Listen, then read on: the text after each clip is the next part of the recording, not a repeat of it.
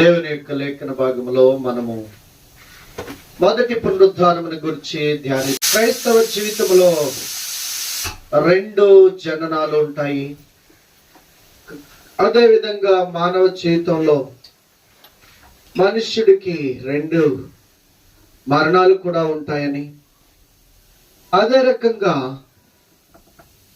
ఆత్మకు శరీరానికి భూమి ఎలా ఉంటుందో అలాగే ఆత్మ జీవించడానికి మరి యొక్క లోకం ఉన్నదని, దాన్నే పరలోకం అంటామని, ఆ పరలోకానికి వెళ్ళేవారు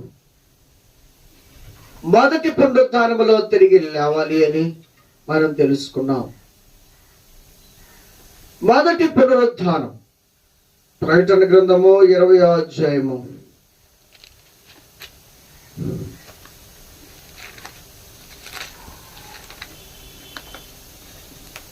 అక్కడ మనకి మొదటి పునరుద్ధానం 7వ వచనం నుండి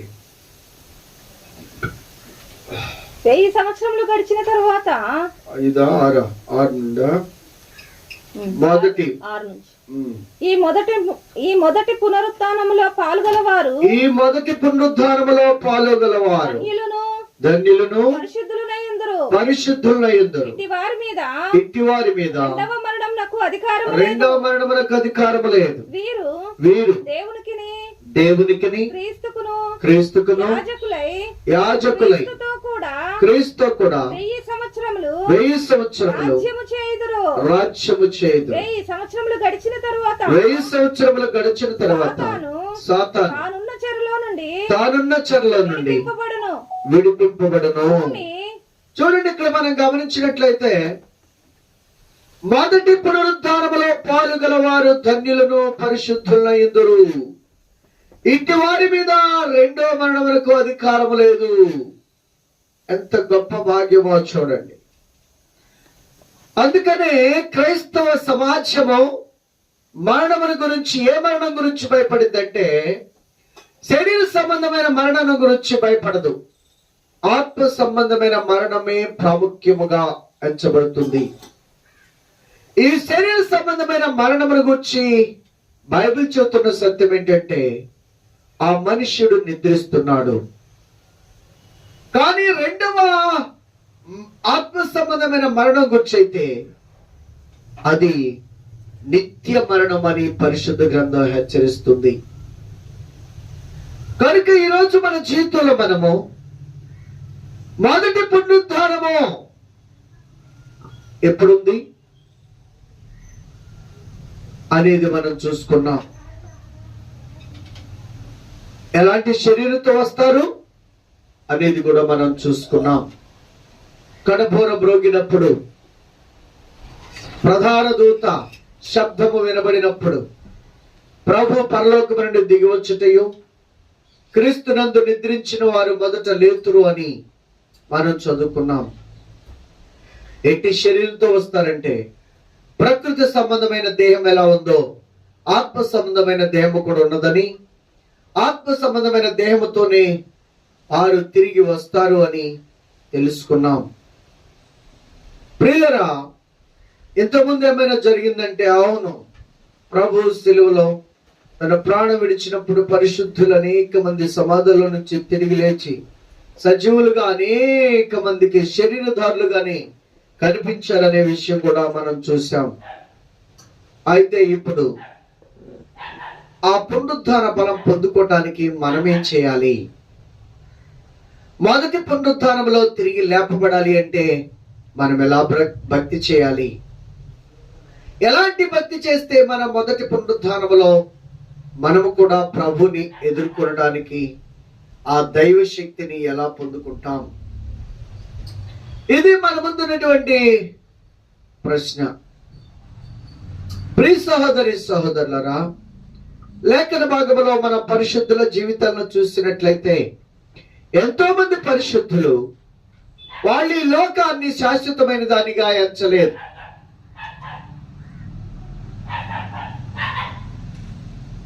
వాళ్ళకున్నటువంటి ఆస్తి అంతస్తులే ప్రాముఖ్యముగా వాళ్ళు ఎంచలేదు.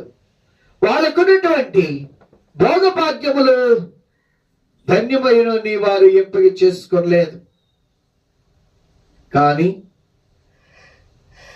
వారి జీవితాలను ప్రభు కోసము త్యాగం చేసినట్లుగా మనం చూడవచ్చు.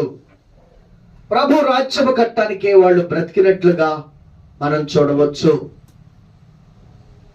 కనుక సాధు సుందర్ సింగ్ గారు గాని, మదర్ తెరీసా గాని,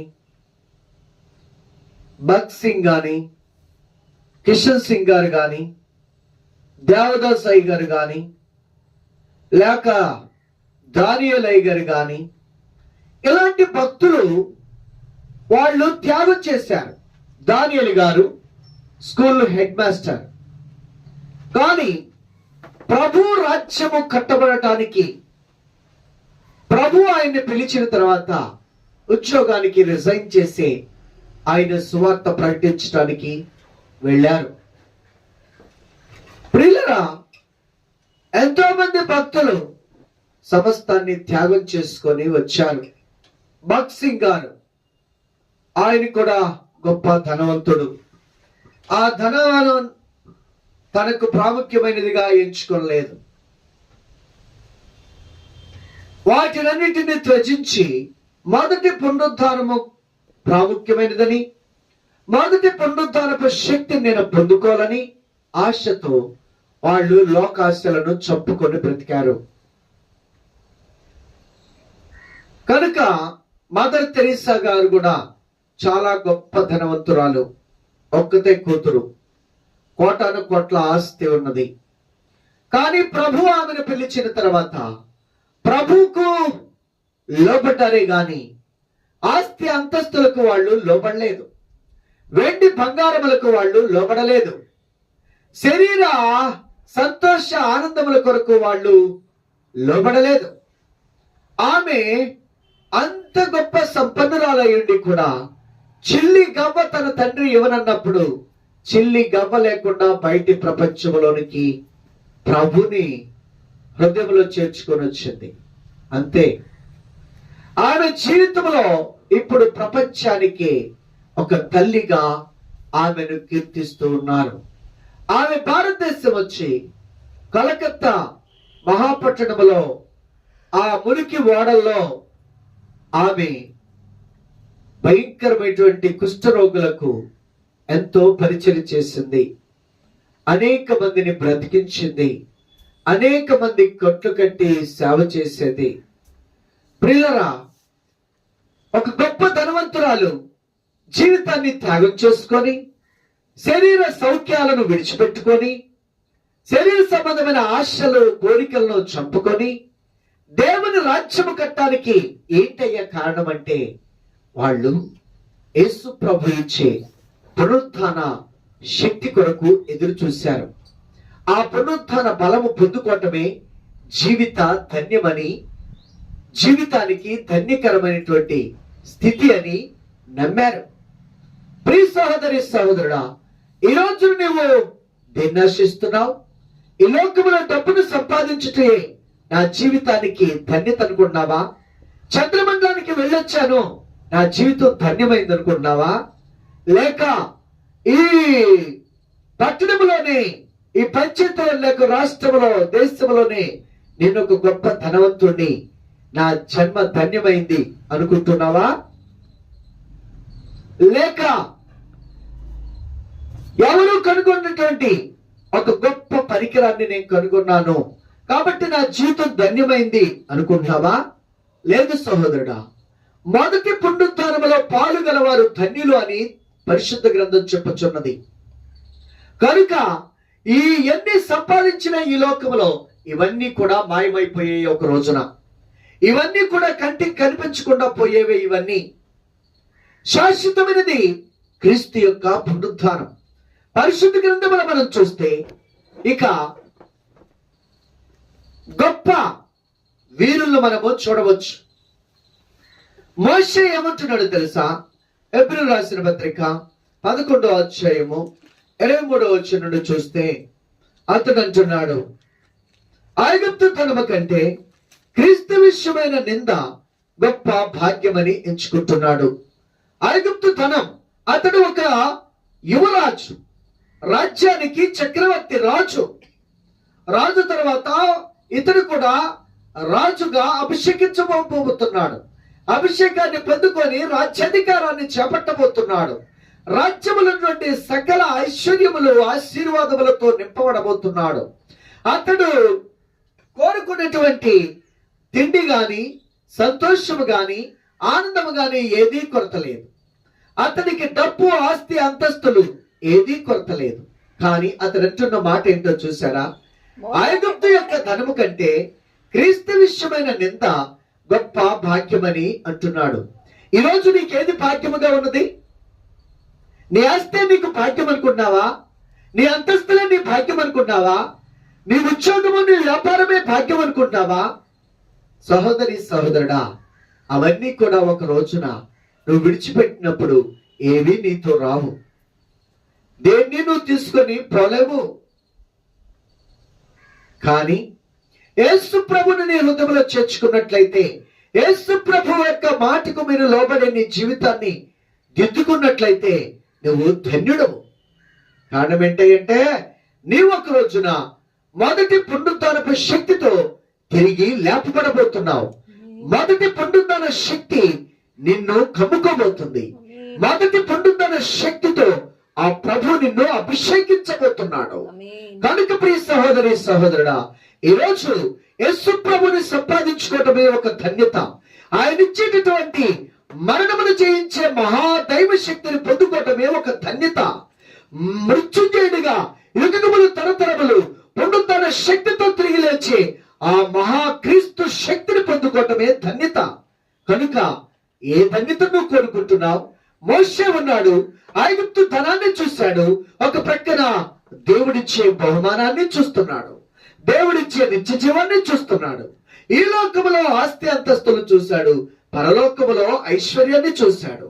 ఈ రోజు నువ్వు దేన్ని చూసుకొని ఆనందిస్తున్నావు? అతడు ఎప్పుడైతే క్రీస్తు నువ్వు చూశాడో, క్రీస్తులో ఉన్న శక్తిని చూచాడో, అతడు అంటున్న మాట ఏంటంటే, ఐగుప్తు ధనము కంటే క్రీస్తు విషయమైన నిందే నాకు గొప్ప భాగ్యము. ఈరోజు నీకేది భాగ్యంగా ఉంది? ఏది భాగ్యమని ఎంచుచున్నావు? అల్పకాల పాపభోగము అనుభవించుట కంటే దేవుని ప్రజలతో శ్రమ అనుభవించుటే నాకు మేలు అంటున్నాడు. సోదరి, సోదరుడా, నువ్వు ఏ మేలు కోరుకుంటున్నావు? అల్పకాల పాపభోగము దాన్ని కోరుకున్నావా? శరీరిచ్చులు కావచ్చు, లోకాస్తులు కావచ్చు, తిండి కావచ్చు, వస్త్రములు కావచ్చు, ఇవన్నీ కూడా అల్పకాల పాపభోగములే. అల్పకాల పాపభోగములే. చూసారా?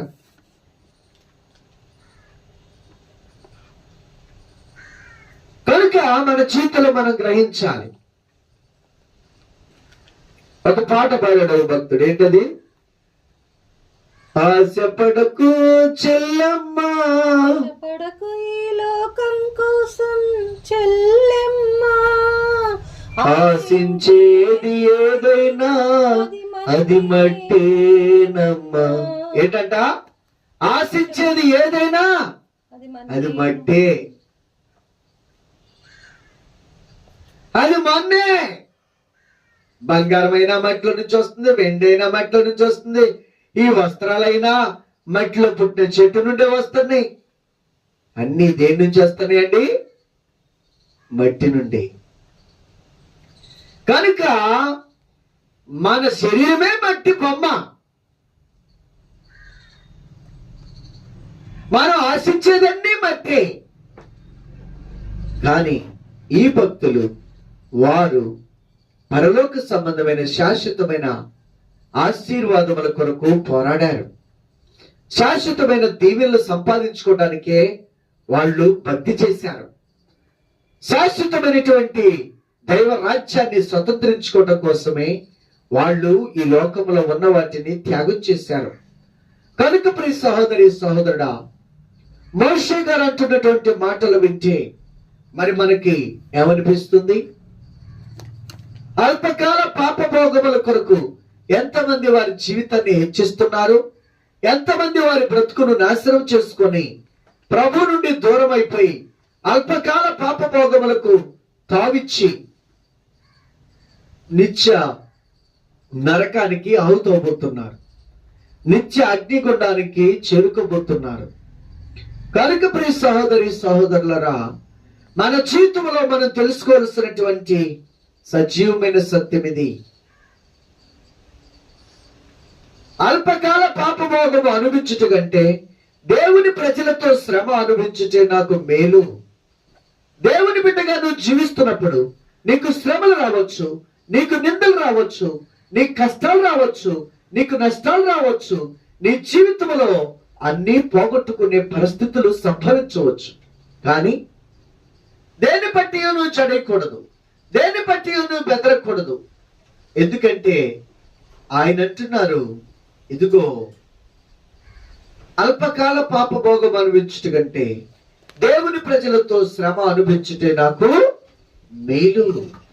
ఈరోజు ఏది మేలు అనుకుంటున్నావు, ఏది కీడు అనుకుంటున్నావు? మేలైన దాన్ని కీడుగా ఎంచుతున్నావు, కీడైన దాన్ని మేలుగా ఎంచుతున్నావు నీవు. కనుక జాగ్రత్త. మనము ఈ భక్తులంతా దేని కొరకంటే మొదటి పునరుత్థానము కొరకే వాళ్ళు ఎదురు చూశారు. మొదటి పునరుత్థాన బలము కొరకే వాళ్ళు ప్రయాసపడ్డారు. పరిశుద్ధుడైనటువంటి పౌలు గారిని మనం చూసినట్లయితే ఆయన దేని కొరకు ప్రయాసపడ్డాడు?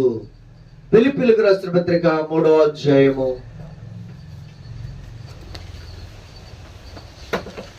7వ వచనం నుండి.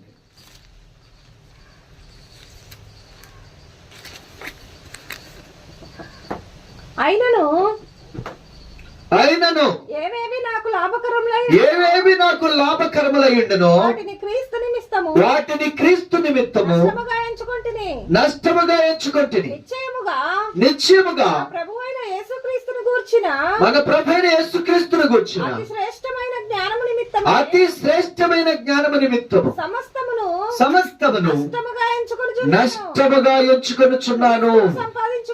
క్రీస్తును సంపాదించుకొని ధర్మశాస్త్ర మూలమైన నా నీతిని కాక క్రీస్తునందలి విశ్వాసం మూలమైన నీతి అనగా విశ్వాసమును బట్టి దేవుడు అనుగ్రహించు లేమి గలవాడనై నీతి గలవాడనై ఆయన యందు ఒకపడు నిమిత్తమును ఏ విధము చేతనైనను మృతుల్లో నుండి నాకు పునరుత్థానము కలుగవలనని ఆయన మరణ విషయములో సమాన అనుభవము గలవాడనై ఆయనను ఆయన పునరుత్థాన బలమును ఎరుగు నిమిత్తమును ఆయన శ్రమల్లో పాలుపడేటట్టుగా ఎరుగు నిమిత్తమును సమస్తమును నష్టపరుచుకొని వాటిని పెంటతో సమానముగా ఎంచుకొనుచున్నాను.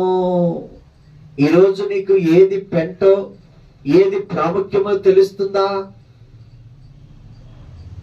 శరీరిచ్చలు తీర్చుకునేది అది పెంట, లోకాశల కొరకు లొంగిపోయేది అది పెంట. తెలియట్లా నీకు? దాంట్లో ఆనందం ఉంది, దాంట్లో సంతోషం ఉంది అనుకుంటున్నాను, కానీ అది పెంట. పెంటలో ఎవరైనా అడుగు పెడతారా? పెంటని ఎవరైనా ఆశిస్తారా? అలాంటిది సహోదరి సహోదరుడా, నీ క్రియలు పెంటలాగా ఉన్నాయి, నీ క్రియలు ప్రభుకి దూరంగా ఉన్నాయి.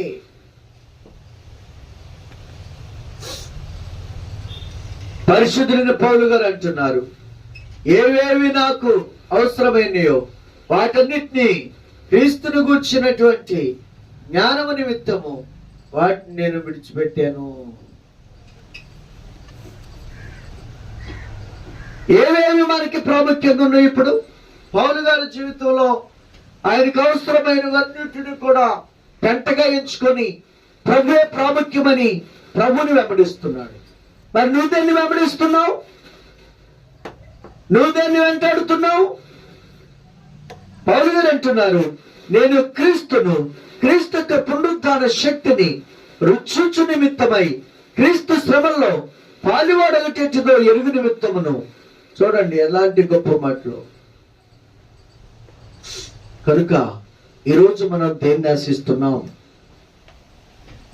మొదటి పునరుత్థానమే శాశ్వతమైనదని, అదే ప్రాముఖ్యమైనది భక్తులు నమ్మి విశ్వసించి వాళ్ళు ఆ గొప్ప జీవితాన్ని పొందుకోగలిగారు. చూడండి, బైబిల్ ఉన్నటువంటి విశ్వాస వీరులందరూ, పరిశుద్ధులందరూ వాళ్ళ ఆలోచనలు ఎలా ఉన్నాయో తెలుసా? హెబ్రీయులకు రాసిన పత్రిక 11వ అధ్యాయంలో చూస్తే వాళ్ళు దేని కొరకు ఎదురు చూశారు, దేని కొరకు వాళ్ళు జీవించారు అని మనం గనక గమనించినట్లయితే, వాళ్ళు ఈ లోక సంబంధమైన దాని కొరకు ఎన్నడూ ఆశించలేదు. ఈ లోక సంబంధమైన వాటి కొరకు ఎన్నడూ వాళ్ళ జీవితాన్ని హెచ్చించలేదు. కనుక జాగ్రత్తగా మనం గమనించినట్లయితే పరిశుద్ధ గ్రంథంలో ఒకసారి 12వ వచనం చూద్దాం. 11వ అధ్యాయము 12వ వచనం. అందుచేత కృతతుల్యుడైన 13వ వచనం చదవండి. వీరందరూ ఆ వాగ్దాన ఫలము అనుభవింపకపోయినను దూరము నుండి లేచి చూచి వందనము చేసి తాము భూమి మీద పరదేశులమును యాత్రికులమునై ఉన్నామని ఒప్పుకొని విశ్వాసము గలవారై మృతి నందిరి ఇలాగు చెప్పువారు తమ స్వదేశమును వెదుకుచున్నామని విషదపరచుచున్నారు కారా. వారు ఏ దేశము నుండి వచ్చిరో ఆయా దేశమును జ్ఞాపకమందుంచుకున్న ఎడల మరలా వెళ్ళుటకు వారికి వీలు కలిగి ఉండును.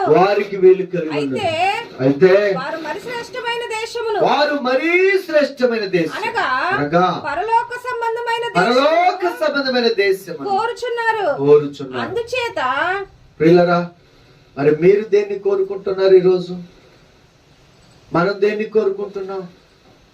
ఈ భక్తులందరూ, మహా విశ్వాస వీరులందరూ కూడా వాళ్ళు శాశ్వతమైనటువంటి రాజ్యాన్ని సంపాదించుకోవాలని, శాశ్వతమైనటువంటి పునరుత్థాన శక్తితో నింపబడాలని, శాశ్వతమైనటువంటి భయభక్తులు కలిగిన బ్రతుకును కొనసాగించాలని ఎంతగానో ఆశిస్తున్నారు.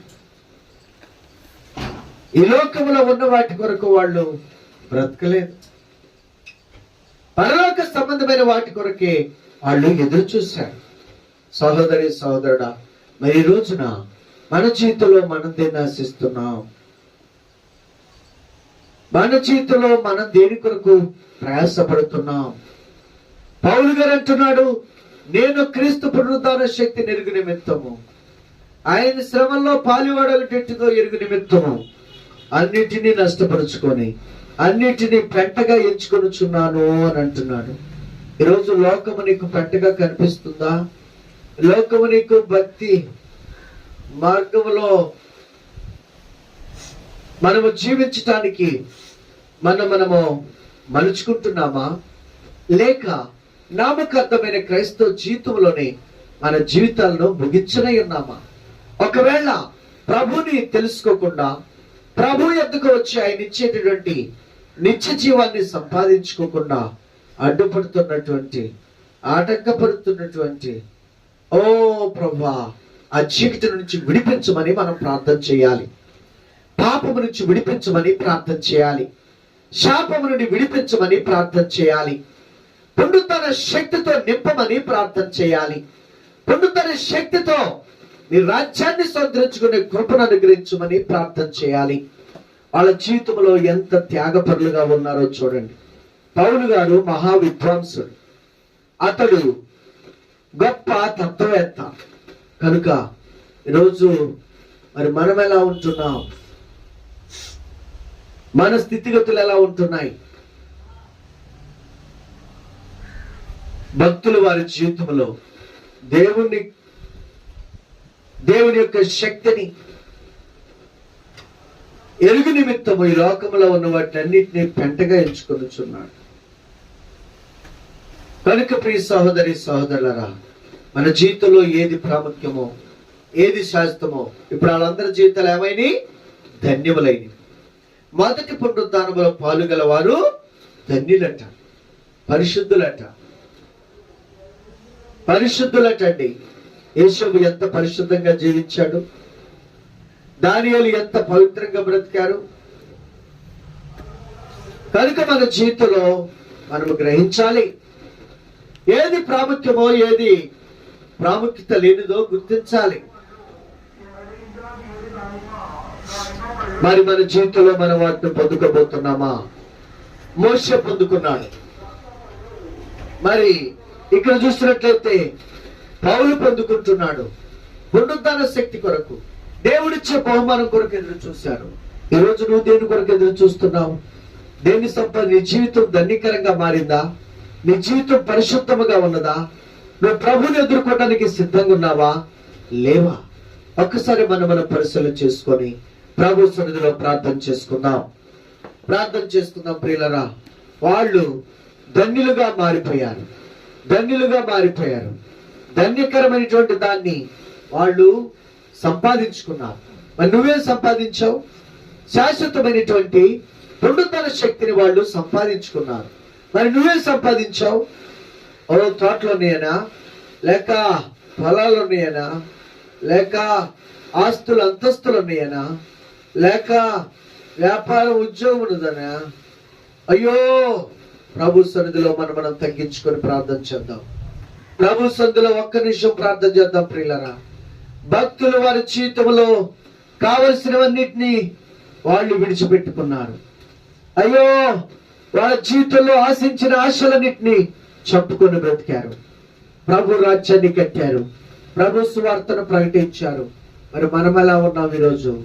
దేవుడిచ్చినది తినుచు త్రాగుచు, దేవుడిచ్చిన ఆరోగ్యమును ఆయుష్ను అనుభవిస్తూ ఎంతగానో మనం బ్రతుకుతున్నాము కదా. ప్రభువుకు మనం ఏమి ఇవ్వగలిగాం?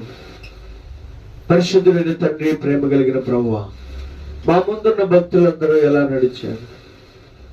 నా దేవా, మేము ఎలా నడుస్తున్నాం? మాకు సరైనటువంటి జ్ఞానము దయచే, సరైనటువంటి భక్తిని దయచే, మేము నా పునరుత్థాన శక్తిని పొందుకునే కృపను అనుగ్రహించండి. యేసు ప్రభువా, మీరు దాటి వెళ్ళవద్దయ్యా. తండ్రి, మీరు సహాయం చేయము, సహాయం చేయము. నా ప్రభువా కనికరించుము, కనికరించుము నాయన. మీరేమి గొప్ప కార్యములు జరిగించమని. ఓ దేవా, ఇదిగో నా తండ్రి, దానియేలు, షడ్రకు, మేషకు, అబేద్నెగోలు ఆహారం కోసం లోపడలేదు. అయ్యో, వాళ్ళు దేవుని కొరకు, పునరుత్థాన శక్తి కొరకు వాళ్ళు ఎదురు చూశారు. అందరు బట్టి మీ స్తుతులు, స్తోత్రాలు నాయన. ఎంతో మంది భక్తులు మా ముందున్న వారు కూడా ఈ లోక సంబంధమైన వాటిని అన్నింటినీ చెప్పుకొని నీ బిడ్డలుగా బ్రతికారు. కనుక ప్రభు దయతో కరుణించండి, దయతో కనికరించండి. ఈ ఉదయకాలను ప్రభువా, మీ దయా దాక్షిణ్యాలు మా మీద ఇచ్చినందుకు మీ స్తోత్రాలు. ఈ మధ్యాహ్న సమయంలో మమ్మల్ని తీసుకొచ్చినందుకు మీ స్తోత్రాలు. మీరే బిడ్డల హృదయంలో ఈ వాక్యాన్ని ముద్రించి, మొదటి పునరుత్థానము పాలు పంపుల గర్వాలు ధన్యులను పరిశుద్ధులై ఉన్నారు. వారు అయ్యో తీర్పులోనికి రాలేక రెండో మరణం వాళ్ళ మీద ఏలుబడిచేదన్నావు నాయన. ఎంత గొప్ప దేవుడు. అందుకు మీ స్తుతులు, స్తోత్రాలు. నీ వాక్యాన్ని విశ్వసించి నమ్మి నీ బిడ్డలుగా సాక్షి పొందడానికి సహాయం చేసి మహిమ, ఘనత, ప్రభావములు పొందమని క్రీస్తు నామమున ప్రార్థించి వేడుకొంచున్నాము తండ్రి. ఆమేన్.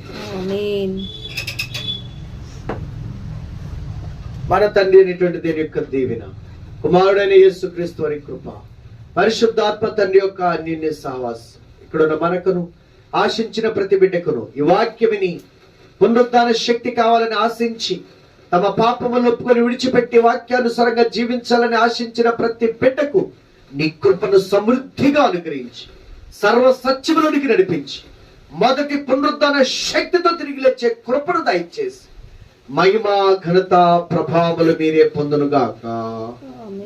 ఆమేన్. వందనాలండి.